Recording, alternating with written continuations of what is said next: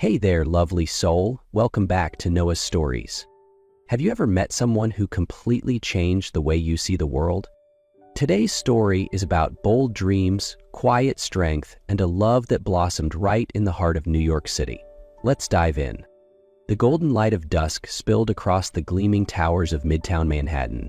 Inside a sleek office on the 40th floor overlooking the Hudson River, Ethan Blake, CEO of one of New York's most powerful real estate firms, stood frowning at the blueprints spread out across the conference table. At 36, Ethan embodied success. Sharp, ambitious, wealthy, and disarmingly charismatic. The Hudson Yards project, a high-end mixed-use development, was more than a milestone. It was a statement, a monument to his vision, his empire. But the current designs? Bland. This isn't it. I don't want another glass box, Ethan said, folding the papers with a sigh. I want something iconic, bold, a structure that makes this city look up. His project manager, Marcus Green, ran a hand through his hair. We've already rejected 4 firms. If we don't choose soon, construction will fall behind. Then bring more people in, Ethan replied firmly. There's got to be someone in this city who dares to think differently. 3 days later, she walked in Camilla Reyes. No flashy designer dress, no luxury heels, just a crisp professional suit, her dark hair pulled back neatly, and a gaze that met the room with quiet confidence. In a space full of tailored suits and silk ties, Camilla stood out. Not for excess, but for authenticity. Good afternoon, Mr. Blake, she said, her voice calm but assured. I'm Camilla Reyes. Apologies for the delay. Brooklyn traffic at rush hour is a nightmare. Ethan looked up, and for a fleeting second, something shifted in his eyes. Curiosity, and maybe a trace of surprise. Without waiting for an invitation, Camilla reached into her deep brown leather bag, pulling out a neatly printed portfolio and a few compact models. She placed each item on the table with deliberate care, as if laying out not just a concept, but a piece of herself. I've studied the Hudson Yards site extensively, she began, voice steady, but her eyes lit with intensity. Most of the buildings there are modern blocks, glass and steel. Beautiful, yes, but soulless. She flipped open her design, a trio of interconnected towers joined by green public spaces. The layout was inspired by Spanish colonial architecture, fused with modern lines, interior courtyards, arched balconies, hand-laid brick facades. Every detail radiated warmth, culture, and a distinct New York energy. My design blends roots with the future, she continued. In a city like New York, uniqueness doesn't come from shape, it comes from emotion. Ethan said nothing.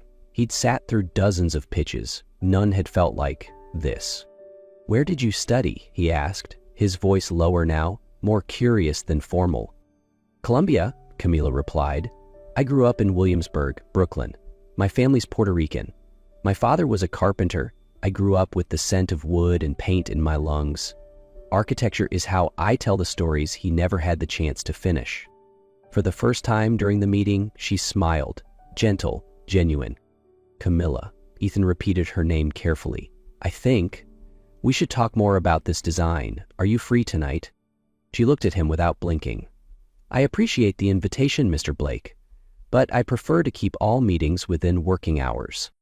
A soft but firm refusal, Ethan nodded, and for the first time in years he felt challenged, in a way that made his heart beat just a little faster. In the weeks that followed, Camilla and Ethan found themselves working together almost daily. What began as strictly professional meetings around blueprints and technical specs slowly stretched longer, sometimes due to heated debates, other times simply because neither seemed eager to leave. Ethan was pragmatic, focused on cost, deadlines, and efficiency. Camilla was his opposite, driven by emotion, aesthetics, and the human experience. Their differences led to passionate arguments, but also created something raw, something real in the way they interacted. One late afternoon, after a long site visit, Ethan suggested a walk through his old neighborhood in Brooklyn. They ended up at a small cafe tucked on a quiet corner. The autumn chill had settled in, and the soft glow of lights through the window gave the place a warm, lived-in feel.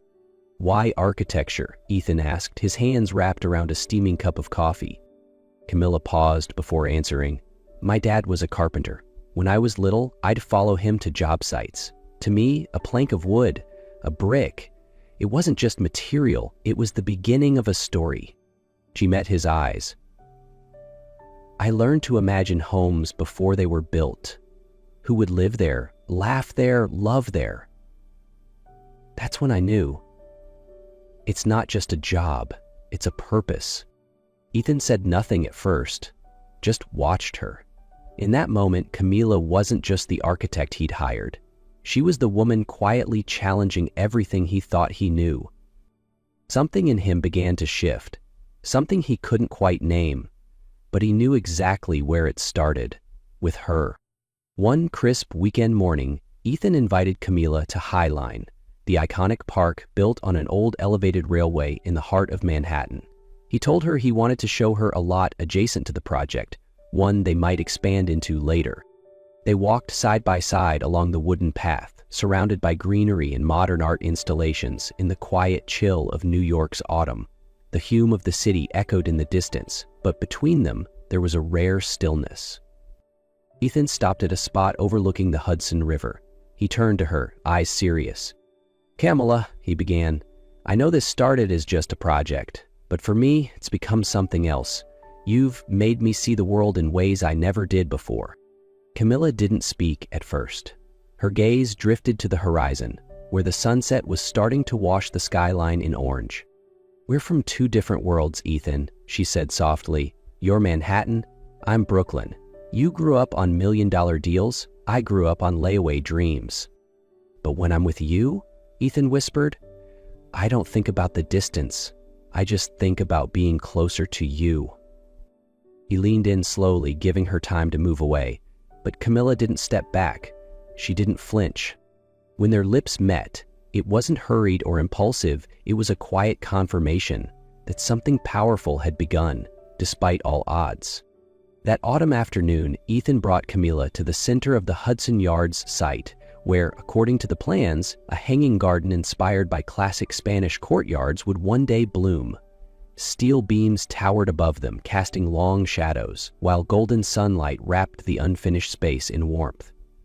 "I wanted you to see this place before it's finished," Ethan said, gently taking her hand, "because right here is where I want to ask you something." Camila turned toward him, surprised. Ethan took a deep breath, then pulled a deep gules velvet box from his coat. "Camila Reyes," he said, kneeling, his voice full of emotion, "you've changed the way I see the world. I used to think success was deals, numbers, power, but since I met you, I've realized true success is finding someone who makes you want to be better every single day. Will you build this life with me?" Camila couldn't speak. Her eyes welled up, and she nodded, then whispered a soft, trembling yes, just loud enough for the entire city to hear, in his heart. That night, back in her cozy Brooklyn apartment, with candlelight flickering gently around them, Camila reached for his hand. "Ethan," she said softly, "there's something I need to tell you.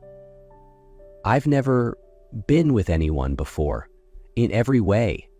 I grew up in a traditional family, and I always believed that part of myself should be saved for someone truly worthy."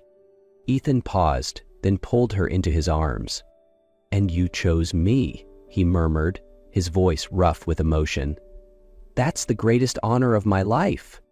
Just as they were beginning to settle into the rhythm of married life, still basking in the glow of quiet candlelit dinners and shared dreams, Camila received an unexpected email.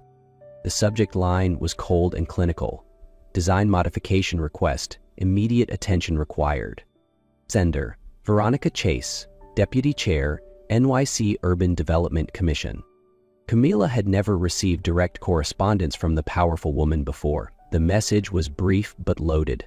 A priority meeting to discuss cultural alignment concerns in the current design, and the absence of representation from authorized community foundations. She set her phone down slowly. A chill ran down her spine. Intuition whispering, "This is not about design." Later that evening, over dinner, she brought it up with Ethan. The moment she mentioned the name, his expression shifted. "I know her," Ethan admitted, his voice lowering. Veronica and I were involved a while ago. Camila looked up. How long ago? 4 years. It didn't end well. She wanted more. I didn't. When she went into politics, we lost touch. Until now. Camila leaned back, her expression unreadable. Not angry, but calculating. And now she's questioning the design I'm leading, in the project you're spearheading? Ethan nodded slowly. Veronica never moves without purpose. If she's reaching out now, she wants something. Then let me be the one to meet her, Camila said, her voice sharper than he'd ever heard it. I want to look into the eyes of the woman who thinks she can manipulate a project we've built, with our minds and our hearts. Ethan stared at her and saw it clearly. She wasn't just an architect or the woman he loved. She was a partner, someone he wanted beside him when the storm hit. That evening, the fundraising gala took place in a luxurious Manhattan hotel. Veronica Chase arrived early, her eyes scanning the ballroom like a director waiting for her play to begin. And her leading actress was already in place, a blonde woman in a striking red dress lingering by the bar, ready to approach Ethan. But what Veronica didn't know was that Camila had already been warned. Claudia, Veronica's former assistant, had revealed everything. Ethan and Camila entered hand in hand, poised and composed. They knew exactly what to do. When Ethan accidentally separated to get a drink, the blonde woman moved in fast. She smiled, lightly brushed his arm, and leaned in with perfect timing. From across the room, Veronica began to approach, expecting a scene. Right then, Camila appeared beside them. No jealousy, no drama, just a flawless smile. "Excuse me, may I steal my husband for a moment?" Camila said sweetly, looping her arm through Ethan's. "Someone's waiting for us." The woman flushed, awkwardly stepping back. Camila didn't stop there. She led Ethan straight toward Veronica. "Miss Chase," she said, her smile unwavering. "Lovely evening. Oh, and we're about to launch a scholarship fund for architecture students from underserved communities. We'd love for you to consider partnering." Veronica froze for a moment, then nodded, speechless. Camila smiled again. This time, for real, Veronica's performance was over.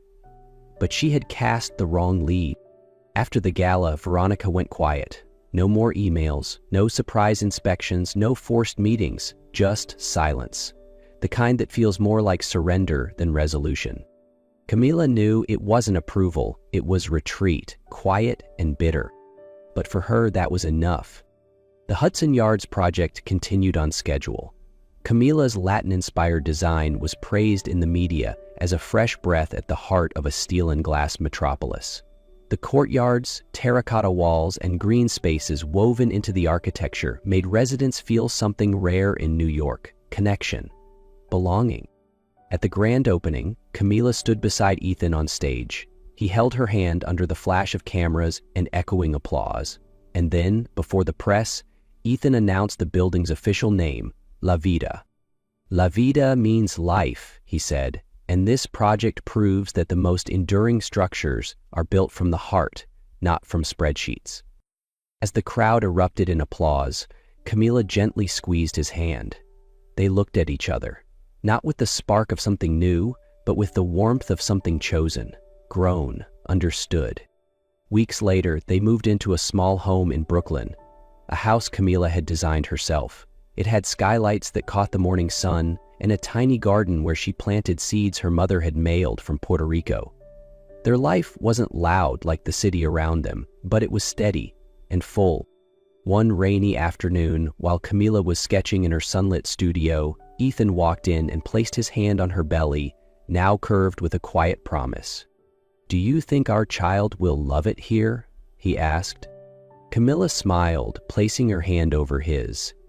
"If they grow up surrounded by this kind of love, then anywhere will feel like home." Outside, the rain fell softly, but in their hearts, everything was calm. 2 years later, a gentle spring morning in Brooklyn, sunlight slipped through tall window panes, spilling softly across dark wooden floors. In the open kitchen of the home Camila had designed, the scent of waffles and fresh coffee lingered in the air. announcing the start of a slow, tender day. Ethan sat at the breakfast table, hair slightly tousled, shirt half-buttoned. On his lap was Leo, their son, nearly 2 years old, with curious brown eyes that sparkled with mischief and a mop of soft curls that danced every time he giggled. He was the perfect blend of Camilla's warmth and Ethan's quiet strength. "Leo," Ethan chuckled, steadying the child's hand as he waved a spoon around. "Do you know what day it is today?" Leo babbled something incoherent, but his wide grin shone like the morning sun. Camilla entered from the backyard, holding a small sprig of lavender she'd just picked. She wore Ethan's oversized white shirt, dusted with flour. She didn't look like the architecture star who once graced magazine covers. She looked like a woman exactly where she was meant to be. "I'm baking your favorite," she said, kissing Leo's forehead before sitting beside them. "And don't tell me you forgot what today is." Ethan winked. "How could I? 2 years ago you said yes, the craziest decision you ever made, but the best thing that's ever happened to me." Camilla rested her head on his shoulder. Leo nestled between them, slowly drifting off, cradled by the scent of breakfast, soft jazz humming in the background, and the warmth of a love that had ripened. Outside, the trees whispered in the breeze. Inside, it was peaceful, like a living painting. Nothing more was needed. Everything they'd once dreamed of was here now, in this home, in this child, in this love, and sometimes in the quietest moments, like a child's laugh echoing down the hallway or the soft tap of rain on glass. Ethan remembered the day she walked into that boardroom, and he smiled, knowing everything changed the moment she laid those models on the table. If this story touched your heart even a little, don't forget to like, share, and leave a comment below. What would you do if love showed up where you least expected it? Until next time, keep believing in quiet miracles.